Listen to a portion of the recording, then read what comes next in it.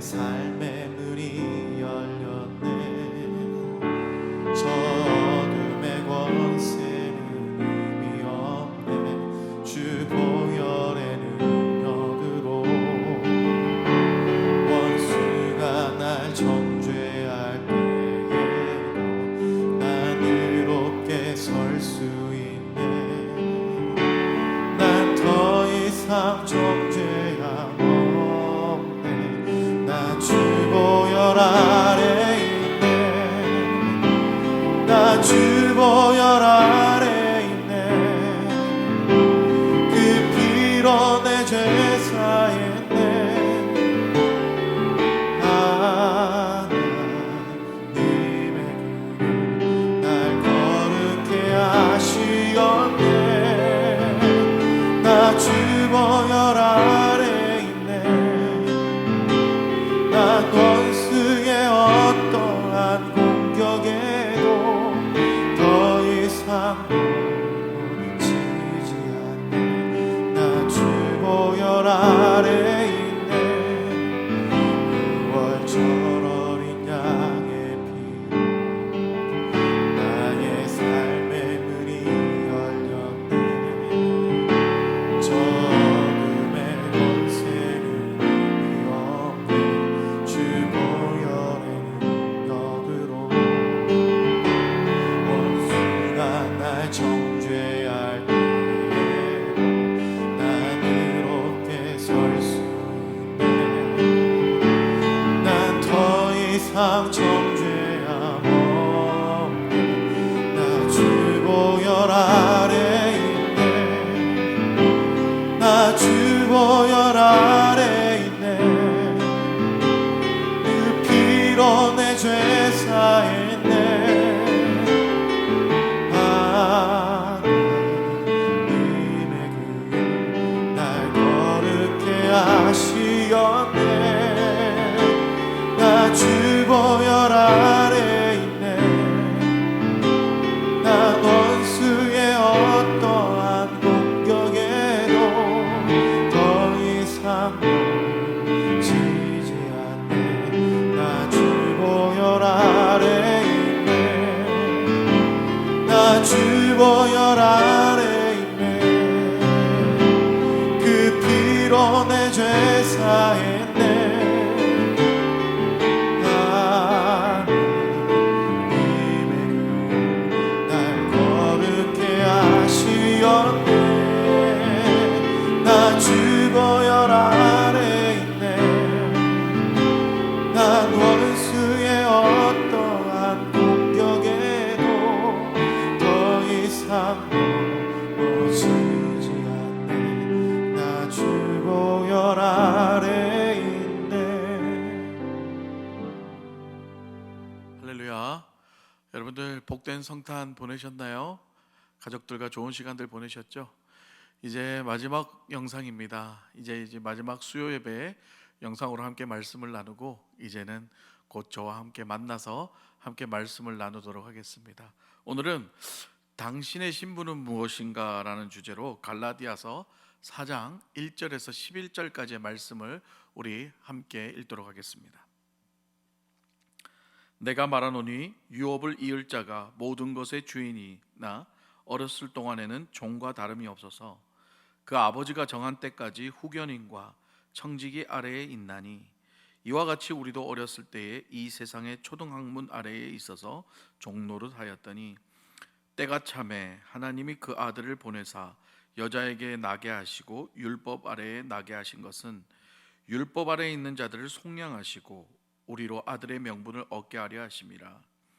너희가 아들이므로 하나님이 그 아들의 영을 우리 마음 가운데 보내사 아빠 아버지라 부르게 하셨느니라. 그러므로 내가 이후로는 종이 아니요 아들이니 아들이면 하나님으로 말미암아 유업을 받을 자니라. 그러나 너희가 그때에는 하나님을 알지 못하여 본질상 하나님이 아닌 자들에게 종노릇 하였더니 이제는 너희가 하나님을 알 뿐만 아니라 더욱이 하나님이 아신 바 되었거늘 어찌하여 다시 악하고 천박한 초등학문으로 돌아가서 다시 그들에게 종노릇 하려 하느냐. 너희가 날과 달과 절기와 해를 삼가 지키니 내가 너희를 위하여 수고한 것이 헛될까 두려워하노라. 할렐루야. 가끔 우리가 미국 목사님들을 보면은요, 영어로 기도할 때 이렇게 얘기하는 경우가 있습니다. Father 이렇게요. 분명히 우리가 생각에는 하나님 아버지라고 해야 할 텐데 하나님을 빼고 아버지라고 한 뒤 기도를 시작하는 경우를 봤습니다. 처음에는 그렇게 기도를 시작하는 것이 제 입장에서는 참 어색했는데 이제는 미국에 살면서 그렇게 기도하는 모습을 자주 보니까 오히려 이분들은 하나님을 정말 아버지라고 여기고 그렇게 얘기하는구나라는 생각을 하게 되었습니다. 가끔 제가 이제 퇴근하고 집으로 들어가다 보면 아이들이 이렇게 바깥에 놀고 있는 것을 봅니다. 그래서 제가 아이들을 이렇게 부르면 아이들이 이렇게 인사할 때가 있어요. 안녕하세요 라고 말이죠. 사실 영어를 한국말로 번역하면 안녕하세요가 맞는 말이긴 하지만 왠지 제 아이들이 저에게 안녕하세요라고 말을 하면 뭔가 모르게 이렇게 서먹서먹한 그런 감정들이 들 때가 있었습니다. 차라리 그냥 아빠 하고 그냥 반갑게 부르는 게 더 저한테는 이렇게 친근감이 있었을 텐데 말이죠. 오늘 본문 갈라디아서는 하나님과 우리의 관계에 대한 정체성에 대해 명확하게 말하고 있습니다. 우리 3절에서 5절을 한번 보겠습니다. 이와 같이 우리도 어렸을 때에 이 세상의 초등학문 아래에 있어서 종노릇 하였더니 때가 참에 하나님이 그 아들을 보내사 여자에게서 나게 하시고 율법 아래에 나게 하신 것은 율법 아래에 있는 자들을 속량하시고 우리로 아들의 명분을 얻게 하려 하심이라. 우리가 예수 그리스도를 만나지 못했을 때에는 우리와 하나님 관계 사이에는 율법이라는 것이 존재했습니다. 그리고 그 율법은 우리가 죄인임을 깨닫게 해주는 도구로 사용되었죠. 그래서 율법 아래에 있는 우리의 신분은 늘 어떤 신분이었나요? 종의 신분이었고 죄인이었다는 겁니다. 그러기에 죄인의 굴레를 벗어나기 위해서는 율법을 행위로 지켜내야 했죠. 오늘 본문의 초등학문이란 말은 율법이라는 말과 같습니다. 그런데 4절에서 하나님께서 당신의 아들을 여자의 몸에서 나게 하시고 율법 아래에 나게 하신 것은 바로 우리를 종의 신분에서 아들의 신분으로 바꿔주기 위함이라고 말씀하고 있습니다. 그렇다면 이 말씀은 사도 바울은 무엇을 근거로 얘기를 하였을까요? 이 말씀은 이미 창세기에 하나님께서 우리에게 약속하신 언약이었다는 거죠. 사도 바울은 그 언약을 근거로 그렇게 얘기했다는 겁니다. 그럼 그 언약이 어떤 말씀인가요? 창세기 3장 15절 말씀을 보겠습니다. 내가 너로 여자와 원수가 되게 하고 내 후손도 여자의 후손과 원수가 되게 하리니 여자의 후손은 내 머리를 상하게 할 것이요 너는 그의 발꿈치를 상하게 할 것이니라 하시고. 자, 여자의 후손으로 오신 예수 그리스도께서 이 죄악과 사망의 권세인 사탄을 물리치고 우리를 구원하신다는 하나님의 언약이었다는 거죠. 그러므로 예수 그리스도를 믿는 우리의 신분은 더 이상 율법 아래의 종이 아닌 하나님을 아빠 아버지라고 부를 수 있는 아들의 신분이 되었다는 것입니다. 6절을 한번 보겠습니다. 너희가 아들이므로 하나님이 그 아들의 영을 우리 마음 가운데 보내사 아빠 아버지라 부르게 하셨느니라. 아멘. 할렐루야. 여기서 우리가 중요한 사실이 있습니다. 우리의 신분이 그냥 아들의 신분으로만 바뀌는 것이 아니라 아버지께서 그 아들의 영을 우리 마음 가운데 보내주셔야만 신분이 바뀐다는 거죠. 다시 말하면 우리 안에 그 아들의 영인 성령님께서 임재할 때에 비로소 우리가 하나님을 아빠 아버지라 부를 수 있게 된다는 말인 겁니다. 사랑하는 성도 여러분, 지금 여러분은 하나님을 아버지라고 부르고 계신가요? 하나님이 여러분의 아버지 되심이 믿어지시나요? 이 사실이 믿어지신다면 그것은 여러분이 믿고 싶어서 믿어지는 것이 아니라 바로 로마서 1장 17절의 말씀처럼 우리 안에 계신 성령 하나님의 믿음으로 우리가 믿음에 이르는 것이라는 겁니다. 우리 로마서 1장 17절 말씀 한번 보겠습니다. 복음에는 하나님의 의가 나타나서 믿음으로 믿음에 이르게 하나니. 아멘. 그러므로 우리의 신분은 우리 안에 계신 성령님의 믿음으로 인해 하나님과 자녀의 관계로 이루어졌다는 거죠. 그냥 믿습니다, 믿습니다 아무리 외친다고 여러분 믿어지는 게 아니에요. 다시 돌아가서 이제는 우리는 과거의 율법 아래 종된 삶을 사는 것이 아니라 이제 하나님의 자녀의 신분으로서 새로운 삶을 살게 된다는 것이지요. 자, 그러면 질문이 하나 생깁니다. 그러면 이제 율법은 안 지켜도 되나요? 그건 아니죠. 예수님께서는 뭐라고 말씀하셨나요? 율법을 폐하러 오신 것이 아니라 오히려 완성하러 오셨다고 말씀하셨습니다. 우리 마태복음 5장 17절을 함께 읽겠습니다. 내가 율법이나 선지자를 폐하러 온 줄로 생각하지 말라. 폐하러 온 것이 아니요 완전하게 하려 함이라. 자, 예수님께서 율법을 완성하셨다는 의미는 예수님께서 산 율법이 되신 것을 의미합니다. 과거의 율법은요, 그것을 지키는 행위와 형식의 중심이 되어 있었습니다. 하지만 예수 그리스도의 율법은 행위와 형식과 함께 어쩌면 율법의 본질 또한 더 중요하게 생각하고 있다는 거죠. 다시 말해 우리 안에 계신 성령님께서 우리 안에 산 율법이 되셔서 우리를 이젠 이끌어 가신다는 말이 됩니다. 이 새로운 율법은 어떻게 보면 더욱 강력하게 업그레이드 되어서 행위와 형식으로 율법을 지키는 것이 아니라 오히려 이젠 마음까지도 행위와 함께 지켜져야 된다는 걸 말하는 거죠. 율법은 살인을 해야만 죄인이 되는 거지만 예수님은 마음으로 살인하는 생각만 해도 죄다라고 말씀을 하신 겁니다. 지나가는 여자를 보고 음욕을 품기만 해도 예수님은 간음이라고 하셨지요. 그러므로 이제는 행위뿐만 아니라 우리의 마음과 생각까지도 우리 마음대로 해서는 안 된다는 것을 의미하는 것입니다. 이제 우리의 삶은 더 이상 우리 것이 아니라 예수 그리스도와 하나가 된 삶, 나는 죽고 예수 그리스도가 사는 삶이 되어가는 것, 이것이 바로 이젠 새로운 신분의 삶이라는 것이죠. 그래서 사도 바울은 갈라디아서 2장 20절을 통해 이렇게 고백을 하였습니다. 함께 읽겠습니다. 갈라디아서 2장 20절. 내가 그리스도와 함께 십자가에 못 박혔나니 그런즉 이제는 내가 사는 것이 아니요 오직 내 안에 그리스도께서 사는 것이라. 이제 내가 육체 가운데 사는 것은 나를 사랑하사 나를 위하여 자기 자신을 버리신 하나님의 아들을 믿는 믿음 안에서 사는 것이라. 아멘. 이제 우리는 하나님의 아들을 믿는 믿음 안에서 사는 것, 이것이 바로 우리의 새로운 신분이다라는 겁니다. 사랑하는 성도 여러분, 우리가 하나님의 자녀의 신분으로 살아가는 것, 갈 수 있는 것은 정말 큰 축복입니다. 그런데 이 축복은 이 세상을 살아가면서 복받고 잘 먹고 잘 살고 성공하고 건강하게 되는 그런 기복적인 축복이 아니라는 거죠. 오히려 우리 안에 계신 성령님의 이끄심대로 살아가야 하기에 결코 쉬운 길이 아니라는 것을 성경은 우리에게 말하고 있습니다. 어쩌면 율법을 지키는 행위가 더 편할지 몰라요. 하라는 것만 하고 하지 말라는 건 안 하면 되니까요.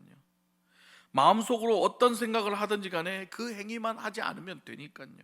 그리고 그 행위만 지키고 나면 나름 내 안에 자유함도 생기니까요. 그러다 보면 점점 형식과 행위가 강조되고 그 모습은 점점 외식하는 바리새인의 모습과 같아지게 된다는 거죠. 예수님께서는 예수님을 따르는 길이 좁은 길이고 십자가의 길이라고 말씀하셨습니다. 그런데 우리는 하나님의 자녀로 살아간다고 하면서도 늘 편한 길, 쉬운 길을 가려고 하지는 않나요? 그리고 늘 그 유혹 앞에 서 있지는 않나요? 그런 다음 우리 안에 계신 성령님의 깨우치심으로 인하여 그 죄악의 모습 앞에서 번뇌와 고민을 하고 살아가게 된다는 겁니다. 왜냐하면 성령의 이끄심대로 살지 못하기 때문인 거죠. 여전히 율법 아래에 있는 종의 신분으로 살아가고 있기 때문입니다. 회개하고도 또다시 죄악의 길로 가는 연약한 자신의 모습을 발견하고 실망하고 낙심할 때도 많다는 겁니다. 하지만 여러분, 이러한 우리 안에 그런 스트러글이 있는 것이 아이러니하게도 성경은 축복이라고 말하는 거예요. 이것이 행복이라고 말하는 겁니다. 그러한 스트러글이 없다면 우리의 신분이 하나님의 자녀가 맞는지 점검해 볼 수 있는 기회가 없습니다. 요즘 많이 불려지는 행복이라는 CCM 찬양이 있습니다. 그 가사 중에 제가 참 가슴이 뭉클했던 가사가 있습니다. 행복이라오. 하나님의 자녀로 살아가는 것, 이것이 행복이라오. 대나무가 모진 바람과 환경을 겪으면서 마디마디마다 매듭을 지으면서 올곧게 성장하듯이 성령님으로 인해 우리의 연약한 모습을 발견하고 깨닫고 하나하나 매듭을 지으며 성장해 가는 것이 우리 신앙인의 모습이라는 거죠. 이것이 바로 하나님의 자녀의 신분으로 살아가는 것이며 행복한 삶인 줄 믿습니다. 사랑하는 여러분, 주님 따라가는 이 여정 참 힘들지요. 그래도 우리 쉬운 길, 편한 길 따르지 말고 주님 가신 길을 따라가기를 원합니다. 내가 좀 힘들고 고생스러워도 정말 하나님이 나의 아버지 되시고 주님이 우리의 구세주가 되신다면 우리 앞에 닥쳐지는 어떤 환경 속에서도 우리는 믿음을 지켜나갈 수 있을 줄 믿습니다. 저와 여러분이 우리의 신분을 정확하게 인식하고 성령의 이끄심대로 살아가며 우리의 삶 속에서 하나하나 믿음의 매듭을 지을 때에 비로소 예수 그리스도의 삶으로 살아가게 된다는 거예요. 이것을 우리는 성화의 삶이다라고 말합니다. 설교를 준비하면서 사도 바울을 많이 생각했습니다. 왜 사도 바울은 굳이 이렇게 힘든 길을 가지 않아도 되는데 로마로 가면 자신이 분명 죽을 것을 알면서도 피하지 않고 묵묵히 그 길을 갔을까요? 왜 우리 예수님은 십자가에서 고통당하며 죽으실 것을 알면서도 그 길을 하나님의 뜻에 순종하며 묵묵히 가셨을까요? 왜 우리의 믿음의 선친들은 환난과 핍박 앞에서 담대히 하나님의 자녀로서 자신의 목숨도 아끼지 않고 살아가며 믿음을 지켰을까요? 그 이유는 바로 하나님의 자녀의 신분을 정확히 알았고 귀중함을 알았고 성령의 이끄심에 순종하였기 때문입니다. 우리 앞에도 여전히 선택의 길은 있습니다. 큰 길, 편한 길, 쉬운 길도 갈 수 있고 아니면 좀 불편하고 힘들지 모르지만 하나님의 자녀로 살아가는 길도 있습니다. 여러분은 어떤 길을 선택하시겠습니까? 지금 여러분은 어떠한 신분으로 살아가고 계시나요? 오늘 말씀을 붙잡고 여전히 우리는 연약합니다. 여전히 우리는 쓰러지고 여전히 우리는 아직도 율법의 굴레에서 벗어나지 못한 연약한 모습들이 있습니다. 그럼에도 불구하고 그런 괴로운 마음들을 주님 앞에 토로하고 주님 앞에 내어놓으며 다시 내 마음을 대나무와 같이 대나무의 마디와 같이 매듭을 지으며 한 단계 한 단계 성장하는 저와 여러분이 되셨으면 좋겠습니다. 이 시간 말씀을 붙잡고 함께 기도하기를 원합니다. 하나님, 오늘도 말씀 앞에 우리의 연약한 모습을 돌아봅니다. 하나님의 자녀로서 당당하게 믿음을 지키고 살아가고 있는지 한번 돌아보게 하시고 우리를 이끄시는 성령님의 음성에 기울이고 순종하는 삶을 살아가게 하여 주시옵소서. 함께 기도하겠습니다. 아버지 하나님, 감사합니다. 오늘 말씀을 붙잡습니다. 오늘도 오늘 말씀을 통해 우리의 신분이 어떤 신분인지 깨닫습니다. 여전히 우리는 하나님의 자녀라고 생각하지만 여전히 불법하게 있습니다. 죄악의 수소 하나님, 죄악을 방법 되시지 않게 복습하지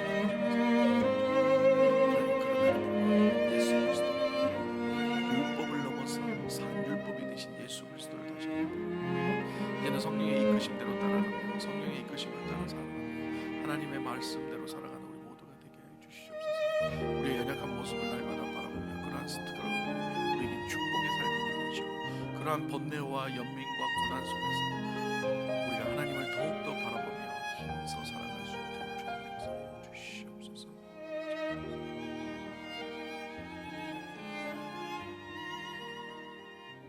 아버지 하나님, 감사합니다. 오늘도 수요 예배로 하나님의 말씀 앞에 섰습니다. 하나님, 오늘도 하나님의 말씀을 생각합니다. 오늘도 하나님의 말씀을 붙잡습니다.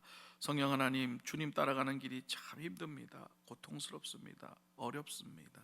그러나 하나님, 우리 아버지 되신 하나님을 바라보며 그 길을 가게 하여 주시옵소서. 힘들고 어려운 길이지만 예수님의 길을 따라가게 하여 주시옵소서.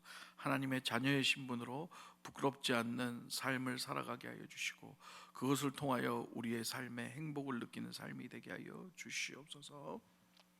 지금은 우리 주 예수 그리스도의 크신 은혜와 살아계신 하나님의 무한하신 사랑과 성령님의 감화 감동 교통 인도하심이 오늘도 말씀을 붙잡고 하나님의 신분의 자녀로서 복음에 합당한 삶을 살아가는 우리 사랑의 교회 모든 성도들에게 영원토록 함께 있을지어다.